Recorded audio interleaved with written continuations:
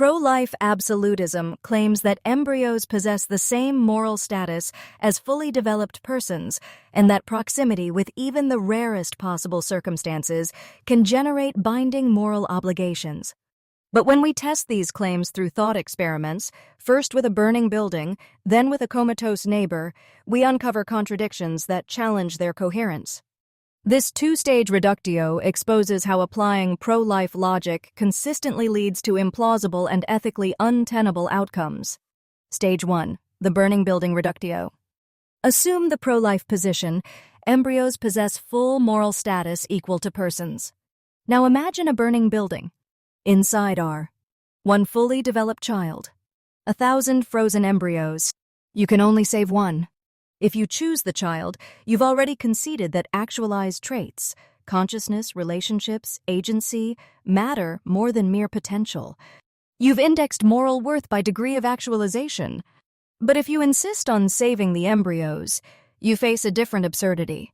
Sacrificing one actualized life for 1,000 unactualized ones, despite knowing that most of those embryos will never develop and none yet possess sentience or relational depth. Either way, the pro-life position collapses. If you save the child, you reject moral equivalence. If you save the embryos, you reject moral proportionality. Stage 2. The comatose neighbor reductio. Now apply pro-life logic to bodily autonomy. You live in a rural area. Your only neighbor is someone you didn't choose, don't know, and whose presence has been actively harmful: noise, smell, an overgrown yard. You have no emotional bond, no shared history, no reciprocal relationship.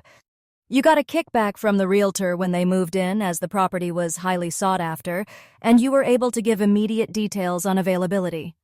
You'd heard about the well water in the area possibly causing a coma when consumed, but the town assured you there was a 99.99% chance it wouldn't happen, and you drink from the same water, so you felt it was unlikely, as did the realtor.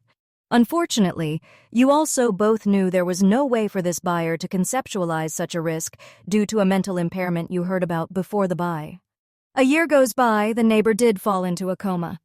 They'll die in 24 weeks unless you donate your bone marrow. Now mind, there is only a 65% chance this will actually save them. They may still die anyway. The medical system, broken as it is, assigns moral responsibility based solely on first proximity. You're the closest matching person at the time, with no exception of a new donor within the next weeks to come forward. If you refuse, you are not a monster. You're asserting your right not to be conscripted into bodily sacrifice for someone you didn't choose and don't know. Now imagine this neighbor is not a person, but an embryo. You didn't invite them. You didn't consent to their presence. They require invasive use of your body to survive. Yet pro-life absolutism demands that you gestate them because proximity with a casual foreseeability of cause, regardless of how slim or accessible such knowledge is. This leads to the second collapse. If you reject the bone marrow obligation, you reject forced gestation.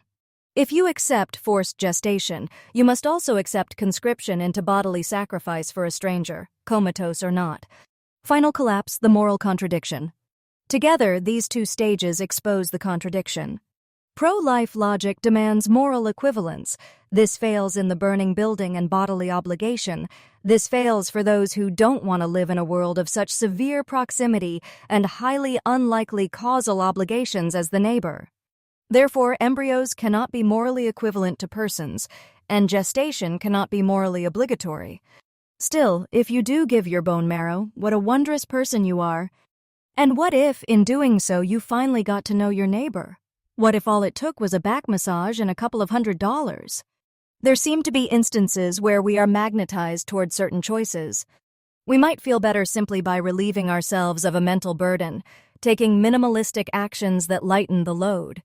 We should always strive to make rational moral choices, ones not driven by fear or self-doubt. When we act during weighty moral moments, we shape the contours of the world we wish to live in.